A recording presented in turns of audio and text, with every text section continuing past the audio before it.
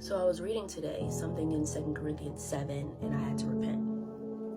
2 Corinthians 7:1 off top convicted me, where it talked about us being careful not to receive the grace of God in vain. So I marked it and kept reading on with the intention of going back to it. So grace, right?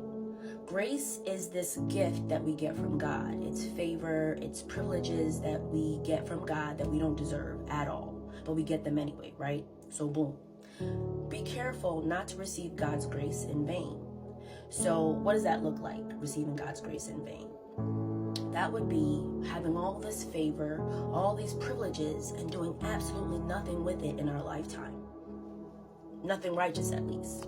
And further into the chapter, verse 12 basically checks the Corinthians on their inabilities or outright resistance to moving on the call God has placed on their lives as confessed Christians. The word says, your resistance is not because of us. So us meaning leaders, the leaders of the church, the men of God, the ministers or apostles who have come to teach them about the truth, or even God himself. It's not because of God why you haven't moved. Your resistance is due to your own affections. So your resistance to moving on the call is due to your own volitions, your own selfish reasons, whether it be the world or fear of what others might think or say. So here's where I had to repent.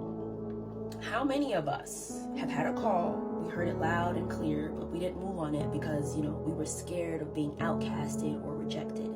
We didn't speak up in a situation or call someone out on their delusion or foolishness. We didn't rebuke the Christian for participating in things like Halloween, dressing their children up in Halloween costumes. We didn't check them on consulting psychics or doing yoga.